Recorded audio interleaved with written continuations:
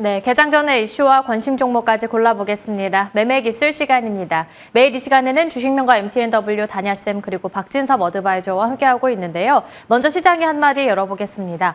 다냐쌤은 오늘 지수 조정 우려에도 불타오르는 투자 심리다 말씀해 주셨고요. 박진섭 어드바이저는 마이크로바이옴의 정부 투자, 주목할 만한 황금 종목 찾아보자 언급해 주셨습니다. 먼저 다냐쌤 화상 연결해 보겠습니다. 선생님 안녕하십니까? 네, 안녕하십니까? 네, 지표 부진 그리고 경기 침체에 대한 우려로 미증시가 계속해서 밀리는 모습 나타내고 있고요. 우리 시장도 어느 정도 분위기는 따라가고 있는데 다냐쌤이 지수 조정 우려에도 불구하고 불타오르는 투자 심리에 초점을 맞춰주셨습니다. 또 우리 이럴 때는 수익 추구 전략이겠죠. 오늘 시장 전략 바로 받아보겠습니다.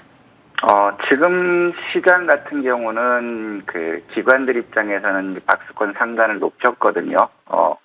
최근 이번 주 들어서 시장을 보면 현물을 매수하는 것보다는 선물과 연계된 프로그램 매수 유입되는 그러한 모습을 볼 수 있어요. 외국인들 선물 매수와 매도 반복하고 있고, 그 다음에 기관들 입장에서는 3일 연속 순매수하는 거 최근 1년 동안 보기 어려웠잖아요. 지금 어제도 기관들이 이제 집중적으로 매수했고, 그래서 지수 상승을 견인한 상태고요. 요즘 개인 투자자들 참 잘하고 계십니다. 어제 차익 실현, 코스피, 코스닥 나서는 그러한 모습이면 일단 경기 침체에 대한 신호는 계속 나오고 있지만 시장 강세를 보여주고 있어요.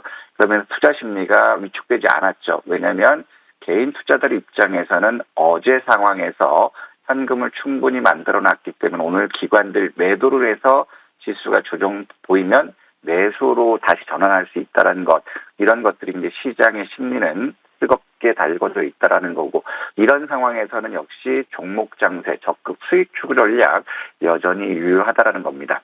오늘 새벽 마감한 미국 시장을 보면 다우는 어제 하락했던 거에 한 절반 수준, 3분의 1 수준 반등 나왔지만 나스닥은 많이 빠지는 모습이었어요. 하락 요인을 본다면 앞서 이제 말씀하셨던 것처럼 경기 침체에 대한 우려감이었거든요. 3월 민간 고용이 예상치보다 급격히 적게 나왔고, 그 다음에 서비스업 PMI가 51.2를 기록하면서 전월 대비 둔화됐죠. 자, 그러면서 이것이 결국에는 긴축 이후에는 경기 침체에 대한 우려감들이 본격화될 것이다라는 것이 시장에서 받아들인 거고요. 하지만 여기서 봤을 때 일단 연준의 긴축 부분이 물가를 잡는다면 이제 인플레이션은 확실히 잡혔다라는 것이 전문가들 보고서들 보면 나오고 있어요. 그 다음에 시장에서 이제 여전히 연준의 금리 속도 조절 이 부분이 있기 때문에 이것이 확정됐을 때는 한번 반등할 수 있지만 항상 말씀드렸던 것처럼 금리 인상 속도 조절 이후에는 그 대책이 없는 부분들, 그래서 아직까지 미리 염려하지 마시되 항상 위험은 준비했으면 좋겠다, 이런 말씀드리고 싶고요. 자, 이런 것들을 반영하면서 업종별로 보면 굉장히 기술주들이 되게 크게 하락하는 그런 모습을 보여줬죠. 반대로 금이라든가 제약바이오 쪽들이 월등히 강세를 보였고 헬스케어가 나름대로 강세를 보였어요. 제약바이오 쪽들이 강세를 보이는 거는 계속해서 이제 공개방에서 말씀드렸던 것처럼 4월 14일 미국 아마키가 있기 때문에 4월 달에는 제약바이오 쪽들이다. 미국도 똑같이 움직이고 있죠. 우리 시장도 움직이고 있고, 그래서 오늘 역시도 개별 이슈들로 바이오주들 튀어오를 수 있는 그런 상황이 아닌가 생각하고 있고요. 자, 반대로 기술주 맥락에서 전기수소차라든가 연료전지라든가 반도체, 우주 섹터들이 낙폭이 상대적으로 컸습니다. 그리고 ETF 시장에서 보면 헬스케어라든가 바이오텍 이쪽이 움직였기 때문에 국내 시장 역시도 바이오와 헬스케어라든가 이런 쪽들이 오늘 시장을 준비할 수 있지 않을까, 이렇게 판단되고 있고요. 중국은 휴장이었고, 자, 일본 같은 경우는 이제 말씀드렸던 대로 움직이고 있는 그런 상황이었죠. 엔화 약세 때문에 전고점에 부분까지 강한 상승 나왔지만 그 다음이 없기 때문에 다시 상승폭만큼 하락할 수 있다라고 말씀드렸는데요.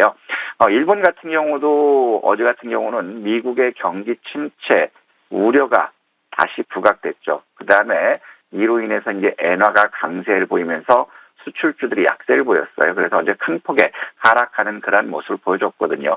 하지만 일본 같은 경우는 소비 심리라든가 서비스업 심리는 개선됐죠. 관광객들이 굉장히 급증하는 그런 모습이었기 때문에 서비스 PMI가 5개월 연속 상승하고 있고 3월달 상승한 것은 역대 두 번째 상승이었다라는 거죠. 이 부분은 이제 긍정적으로 볼 수 있지만 결국에 제조업들의 침체 이 부분이 결국에 일본 시장 역시도 굉장히 위축될 수 있지 않을까 이런 말씀드리고 싶고 자 국내 요인 같은 경우는 한국은행이 금리를 동결할 것이다. 이런 것들 어제 나왔고요. 그다음에 블룸버그 통신에서 중국 증시가 상승. 왜냐하면 정부의 강한 경기 부양으로 인해서 유독 5% 이상 경제 성장률을 달성할 것이고, 자 이로 인해서 아시아 신흥 시장들이 상승할 것이다. 이런 보고서가 나오면서 기관들이 어제 3천억 이상 순매수했어요. 오늘 매도하는지 또 3천억 매수하는지 한번 보시자고요. 하지만 국내 시장은 여전히 부담이 있어요. 오늘 새벽에 나온 보면 한신평에서 저축은행의 부실 도미노 우려들이 굉장히 우려된다. 이런 보고서가 나왔어요. 금감원 원장이 부동산 PF 13개 곳들을 집중 점검해본 결과 문제는 없다라고 얘기했지만 이미 저축은행이라든가 이런 쪽들이 부동산 PF 부실이 굉장히 심각하다라는 거예요. 그러면 저축은행발 뱅크런이 나온다면 이 부분이 금융시장으로의 단기 위험이 또 재부각될 수 있는 것 이런 것들이 국내 시장에는 굉장히 좀 부담스러운 요인이다. 이렇게 말씀드리고 싶고요. 자, 어제 같은 경우 외국인들은 이제 하이닉스 공매도 금지하면서 어제 공매도는 72% 감소했죠. 4,400억이었고 기관들 역시도 어제 공매도 1,900억으로 전일과 비슷한 그런 모습을 보였습니다.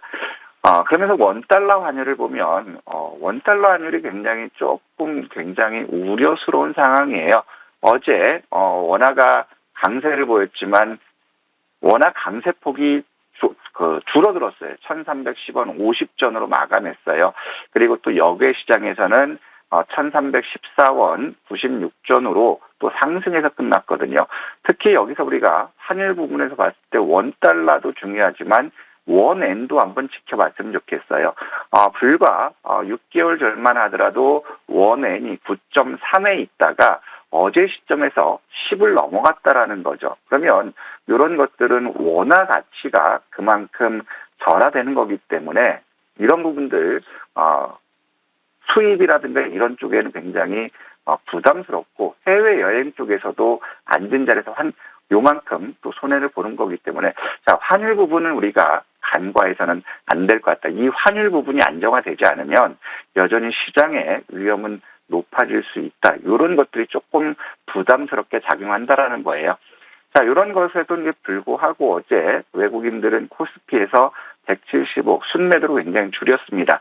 그러면서 4,800억으로 누적 순매도를 조금 늘려나갔고 반대로 코스피에서는 어제 1,921억 매수하면서 650억 코스닥으로 누적 순매도가 줄어들었고요.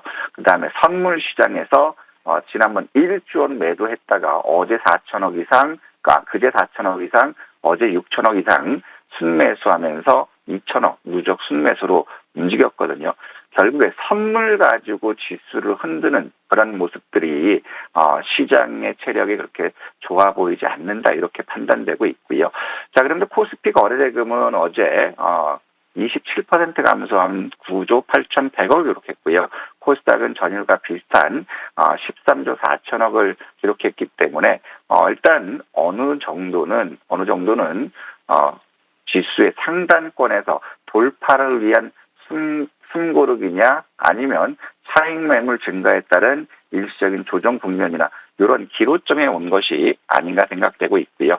고객 예탁금은 그제는 급증했다가 또 어제는 급감하는 모습 보였어요.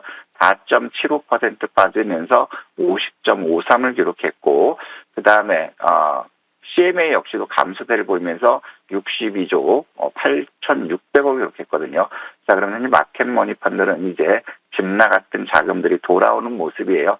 1조 800억 유입되는 모습이니까 마켓머니 펀드 쪽으로 나갔던 월말 월초에 나갔던 자금이 다시 들어온다면 여전히 시장은 종목 장세가 지금 전개될 수 있다. 이렇게 판단되고 있고요. 자, 오늘은 아무래도 이제 기술주들이 약세를 보일 거예요. 그래서 우리가 본다면 제약바이오와 헬스케어, 그다음에 도심항공, 자동차 부품, 그다음에 배터리 이런 쪽으로 우리가 압축해서 말씀드리겠고요. 지금 상황에서는 우리가 물 들어올 때 노 젓는 전략이 마찬 좋을 것 같아요. 여전히 수익 추구 전략이 필요할 것 같고, 자, 하지만 이제 경기 침체 우려감을 명분으로 해서 최근 들어서 신용 비율이 증가되고 있거든요. 기관들, 외국인들 결코 우리한테 수천사가 아니라 우리 거를 빼들어 가려고 하죠. 이 신용 증가 부분에 대해서 이 부분 신용 증가 물량을 빼들어가는 조정이 나올지 한번 봤으면 좋겠고, 지금은 이제 박스권 상단 근접에 도달했죠. 그래서 이걸 돌파하기 위한 숨구르기 전략이 나올지 아니면 차익 실현에서 기술적인 조정이 나올지 이걸 봐야 될 것 같고요. 지금 시장이 좋다고 하는 거는 순환매가 나오고 있죠. 배터리에서 반도체, 디스플레이, 바이오, 그다음에 자동차 부품 이런 쪽으로 들고 있는 그런 상황이라면 순환매 일어나기 때문에 시장이 어떤 큰 크게 조정보다는 기술적인 조정을 보일 수 있고, 이러한 조정을 대비하기 위해서 예수금이라든가 단기 트레이딩하는 종목들 지금 즉시 매도했을 때 현금 한 30% 정도 확보할 수 있는 그런 전략들 필요하다, 이런 말씀드리고 싶습니다. 오늘 준비된 거는 국제 바이러스 박테리아 산업박람회가 있습니다. 이거 역시도 제약바이오 쪽들과 연관되기 때문에 관련주들 한번 봤으면 좋겠고, 그다음에 글로벌 NFT 포럼 2023 개최되고요. 그다음에 팹리스 파운드리 상생 협의회가 정책적으로 있고, 초거대 AI 경쟁력 강화 방안 정부 정책이 있고요. 그다음에 오늘은 이제 과기정통부에서 3대 주력 기술 미래 R&D 전략을 발표해요. 여기에는 반도체 배터리뿐만 아니라 도심항공 쪽들까지도 포함되는 그런 부분이기 때문에 관련주를 잘 봤으면 좋겠습니다. 네, 물 들어올 때 열심히 노 저으라고 적극 수익 추구 전략 안내해 주셨고요. 바로 이어서 오늘의 핫테마 그리고 관심 종목까지 들어보겠습니다. 오늘도 이제 2차전 배터리 쪽 기사들이 굉장히 많이 나왔고요. 그중에는 기업을 톡 찍어서 한 게 어떤 거냐면 중동서 러브콜, 네옴시티, 사우디 진출한다. 그다음에 IRA 훈풍 타고 미국 생산 2배, 미국 시장 절반을 잡는다.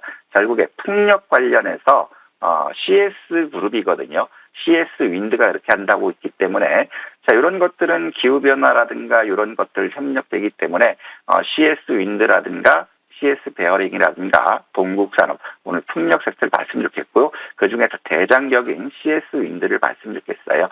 CS 윈드는 이제 72,000원에서 시초가를 보시되 어제 시간에서 72,700원 끝났거든요. 갭 상승하면 따라가지 마시고 눌림목 조정에서 한번 보셨으면 좋겠고, 손절은 69,000원, 좀 넉넉하게 봤습니다. 왜냐하면 목표가 직전 고점 8만 원까지 보기 때문에 한번 손절가 요거 잘 준수하셔가지고 손절 가격부터 매수 가격까지는 분할 매수해보자, 이런 말씀드리고 싶습니다. 이상입니다. 네, 요즘은 친환경과 관련한 종목들 몇 번 언급해 주셨는데요. 오늘은 CS 윈드를 말씀해 주셨고, 목표 주가는 8만 원, 손절 라인은 69,000원으로 대응해 보도록 하겠습니다. 다니아쌤과 함께 했고요.